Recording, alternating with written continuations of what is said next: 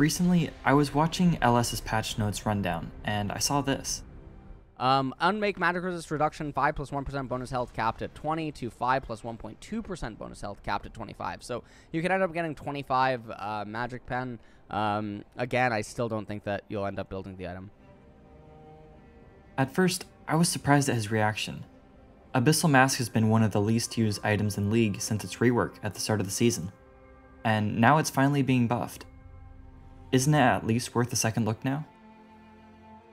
Then I started learning more about the item, theory crafting builds, and experimenting with it on different champions, and I realized just how bad this item really is.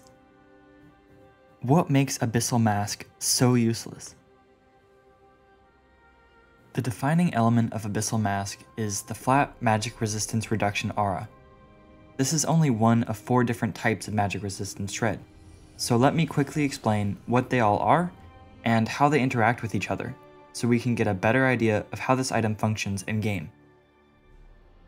The first type is Flat Magic Resistance Reduction, which reduces a champion's MR by a flat or set amount, regardless of the target's total MR. Any champion who attacks the target will benefit from the resistance reduction, not just the champion who applied it. Percentage Magic Resistance Reduction has a similar effect, except the amount of MR reduced is a percentage of the target's current MR. Flat MR reduction is applied before percentage MR reduction. Let's use Evelyn's Allure as an example to show what that means. Allure reduces a target's MR by 35%. This target with 100 MR loses 35 magic resistance. Now, if we have 25 flat reduction from Abyssal Mask, the target's MR will be set to 75. Then Allure shreds the target's MR by 35%, bringing their MR down to 49. If the percent shred was calculated first, the target would have 40 MR. The order of application doesn't matter, it's always calculated the same way. You could see this as Abyssal Mask reducing 14 flat MR out of potentially 25. The third type is Percentage Magic Penetration. Penetration ignores magic resist, it does not reduce it. The only champion who can benefit from the penetration is the champion that applied it. Flat magic penetration works the same way, except the amount of MR ignored is a flat amount. Flat magic pen and flat MR reduction work well together. You get the full effectiveness of both effects. Percentage magic pen and percentage MR reduction work the same as any 2 types of percent reduction. It's somewhat inefficient to stack multiple sources of it. Flat MR reduction and either type of percent MR shred do not work well together. Most of the flat reduction is ignored, especially as the enemy team stacks magic resistance. The flat magic reduction from Abyssal Mask functions similar to lethality, especially paired with percent MR shred. It's most valuable if you're ahead, and if the enemy team isn't building any MR. However, instead of scaling off of your level, it scales off of bonus health. It typically takes 3 to 4 items to fully stack it, but by that time, most champions will have bought magic resist items, especially if your team has multiple magic damage sources. Tanks, mages, and bruisers can stack MR very early on with Merc Treads, Verdant Barrier, and Hex Drinker. Ideally, you want multiple sources of magic damage so you can get the most value out of the aura, but that makes all these items even more valuable. The full effectiveness of Abyssal Mask is lost as soon as the enemy builds MR, but you will never finish stacking Abyssal before that point. Abyssal Mask is technically an aura item like Frozen Heart, but it doesn't function the same in fights. The radius is much smaller, you'll only ever apply the shred on targets you're on top of, and for most tanks, if they have a squishy CC'd, their team will blow them up almost instantly.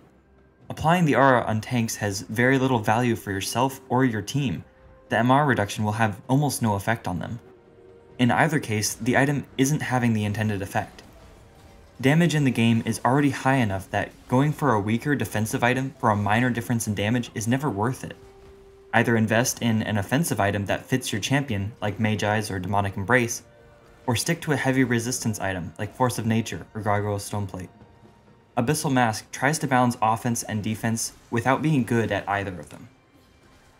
The single upside to this item is that it heavily punishes a lack of MR on the enemy team. Champions that do not build any MR like ADCs, some mages, and enchanters will get blown up much faster, even through shields and heals, since their effectiveness scales off of resistances. This item can sometimes be viable in solo queue.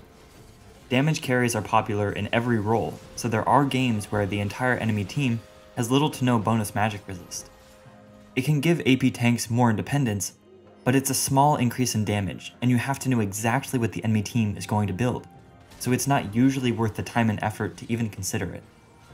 The key problems. Abyssal Mask isn't effective at reducing enemies' MR when it matters most, early on before champions get a lot of magic resist. In the late game, the damage difference is very small. You'll never kill a bruiser or tank on your own, and you aren't helping your AP carries kill them any faster either.